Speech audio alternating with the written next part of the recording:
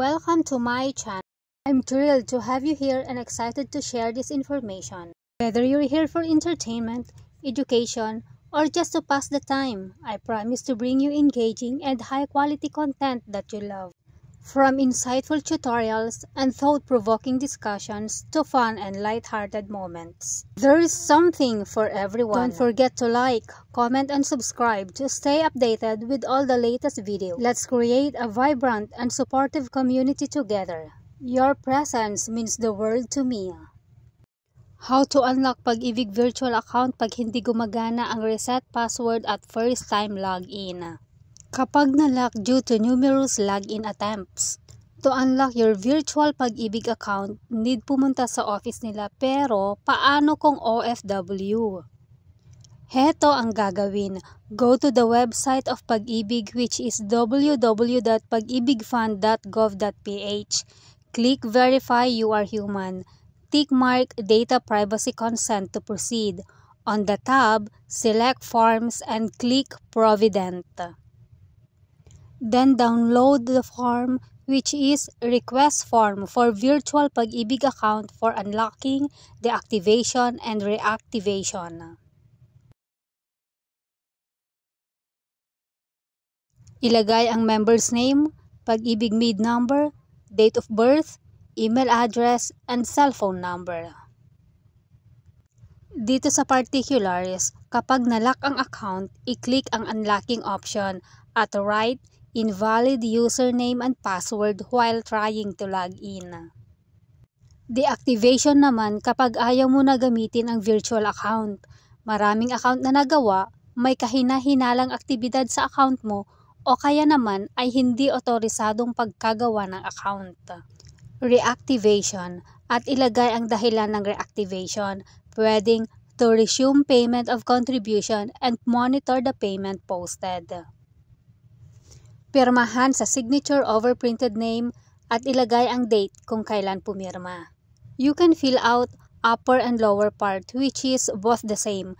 Pwede ring sa upper part na lang. Pagkatapos ay scan at ipadala sa email address with your scanned valid ID. Hintayin ang reply ng Pag-ibig representative para sa procedure kung paano i-unlock. Ibibigay din nila sa email ang iyong temporary password. Palitan ito pag naka-login na. Narito ang email address kung saan ipapadala ang email. Sa mga nasa ibang bansa, merong mga respective Pag-ibig Overseas Post o POP na pwedeng pagsendan ng email. Sa mga nasa Dubai, ipadala ang email sa POP Dubai at pagibigfund.gov.ph. Abu Dhabi, POP Abu Dhabi at pagibigfund.gov.ph. Kuwait, POP Kuwait at pagibigfund.gov.ph. Qatar, POP Doha at pagibigfund.gov.ph. Riyadh, Saudi Arabia, POP Riyadh at pagibigfund.gov.ph. Hong Kong, POP Hong Kong at pagibigfund.gov.ph. Singapore, POP Singapore at pagibigfund.gov.ph. Milan, Italy, POP Milan at pagibigfund.gov.ph. Taiwan, POP Taiwan at pagibigfund.gov.ph. Meron ding Pag-ibig virtual offices sa mga kababayan nating nasa North America. Ipadala ang request sa VO_North America at pagibigfund.gov.ph. United Kingdom at Ireland, VO_UK and Ireland at pagibigfund.gov.ph.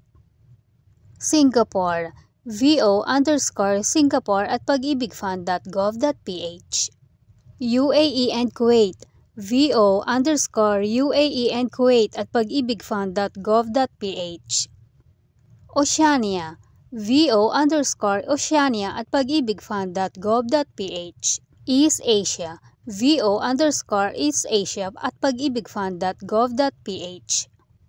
Sa mga kababayan nating nakatira sa Australia, Papua New Guinea, New Zealand, Fiji, Solomon Island, Micronesia, Vanuatu, Samoa, Kiribati, Marshall Island, Tonga, Palau, Tuvalu at Nauru, gamitin ang virtual office na Oceania.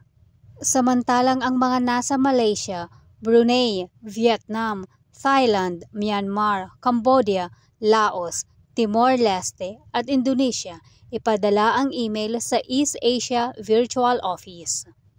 If you ever need help or want to discuss something interesting, feel free to reach out. Until then, take care and see you later!